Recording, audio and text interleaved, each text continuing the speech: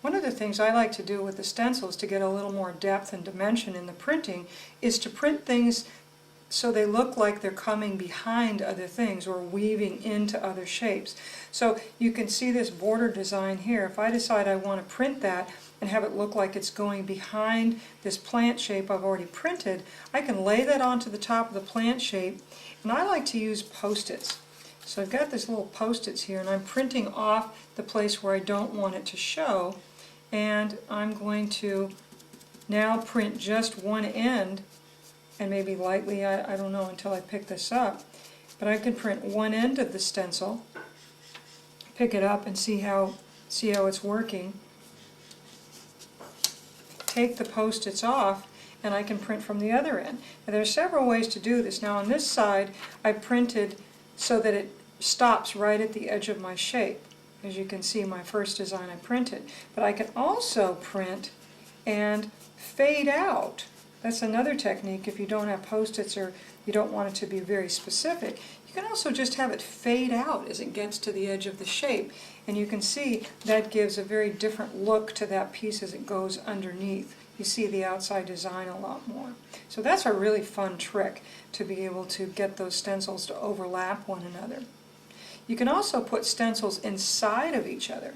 So as I'm looking at this great big open shape here and this wonderful plant shape I already had, I'm going to lay this right over the top, and I'm going to print just the outside edge just to give myself a little bit of a frame for that shape I've already got.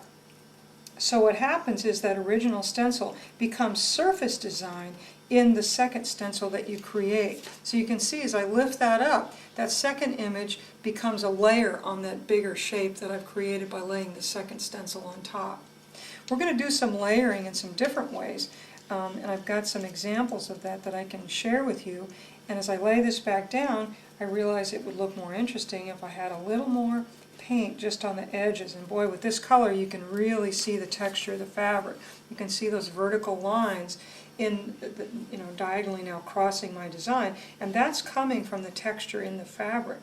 So it's very fun to use something like poplin or a hand woven or something that's nubby, and that gives a very different look than the smooth surface of the muslin type fabric.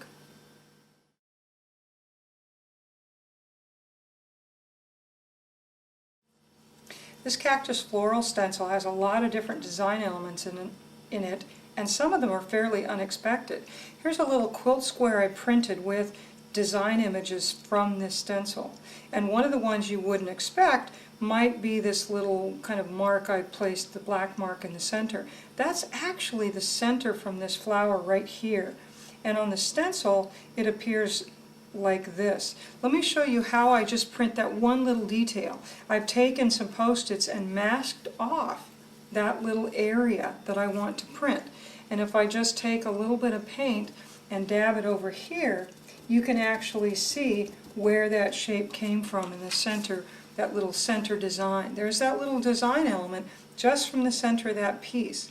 So any of the elements in this stencil could be isolated and used independently. Like these little triangles are very nice too.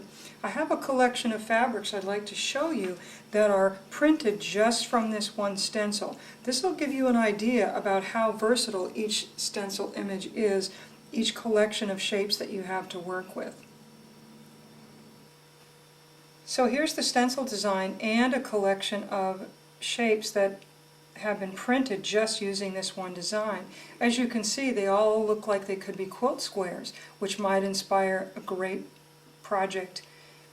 So this border design, as you can see, has been used to come all the way into the corner and then run out the side on this gridded fabric. And I've used a little bit of the top of this plant shape here. Just, you can see, not using the whole stencil is sometimes more interesting. I love the dark on the tips with this kind of apricot color, and that's this big cactus flower shape printed one time. And then I printed that same flower shape 4 times around in a square to make the centerpiece of this particular shape, and then used that same little curving leaf or flower petal shape to come out and spin around the outside edge and the border on this one has been used just as one piece in the center of the design. This outside shape, or bigger leaf or petal shape, has been used just by itself to make these sort of marching, progressive, cloud-like printings on this piece, which is very different looking. Adding a little bit of white to that has given me a little brighter green on that dark blue fabric. So that would have started out just like that white printing and then the green put back on top. These edges of the flower have been used around the edge of this little quilt square right here, as well as the whole flower with a little bit of green at the base for the pieces for the symmetrical corners. I like this one a lot with the blue, with the kind of ghost-like printed shape, and then back into this yellow color here. I've used just half the leaf here. You can see this shape here is this shape here. This little piece, look like little toes coming out, are actually the tips on this. So you can see just from this little collection right here how versatile one stencil can be, and I haven't done anything else to it like beading or stitching or trapunto or piping or making it into a little bag or a pocket on a gray jacket.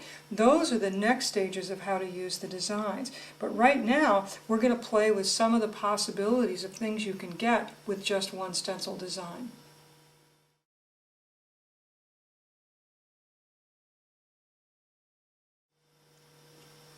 This piece of silk organza has been printed with this eucalyptus leaf stencil design. And you can see on the sheer fabric it has this whole other potential because I can layer it over the top of another piece of fabric. So putting it over this bright green color, I get one look out of the stencil.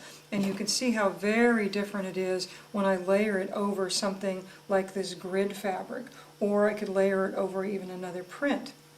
That's what's happening as you look at this design right here. This design was printed with the same eucalyptus leaf stencil. I've printed the commercial quilting cotton, which has a green line design on the back. I've printed those big leaves, those big green leaves, on that print first. Then on this top layer, which is silk organza, I've printed these bug designs. So the bug designs are working like the leaves on this sheer as an overlay on top of the leaves. So I've put them down and then I've wrinkled the fabric for a little more interest, and I've used the buttons as a surface design, and I've made myself a small sample which now allows me to play with this idea for a potential sewing project.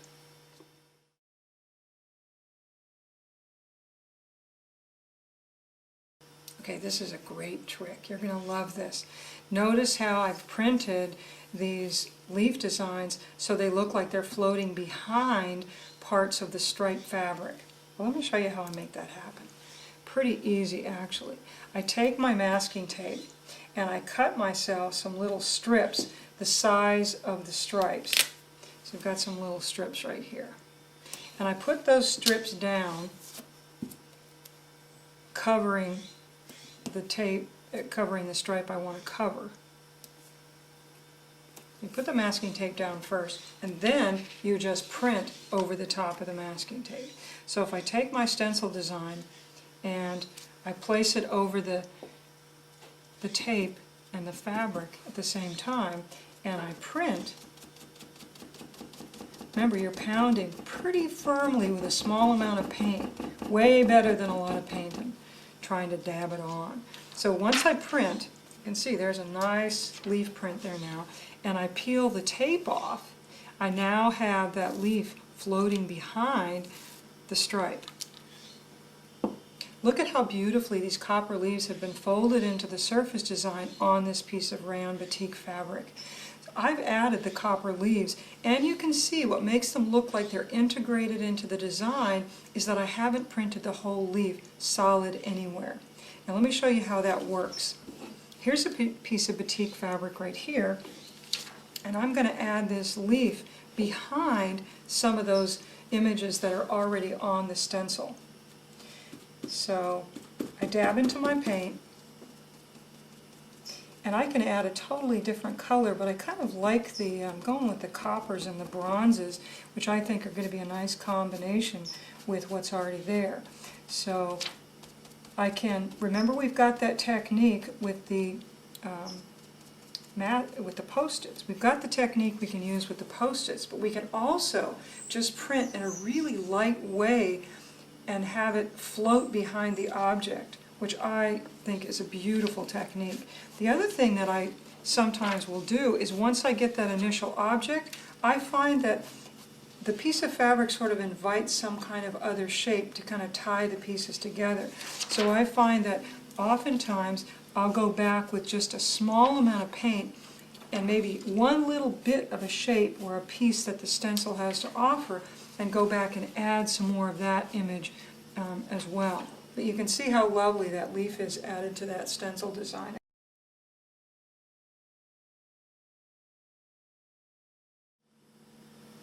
One of the ways to use your favorite stencil designs is for an all-over background or a very subtle kind of ghost printing. And a lot of the images will really lend themselves to that.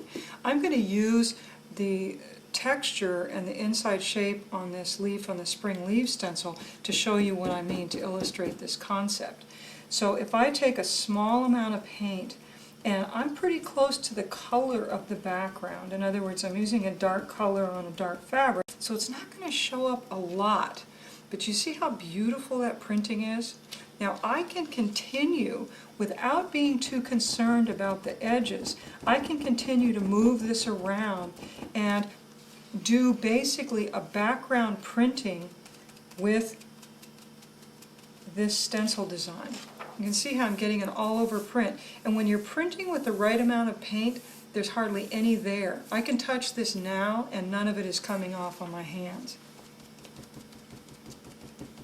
If the stencil design is held together well, you can also slightly rub the surface of the stencil and not be concerned about lifting up parts of the design.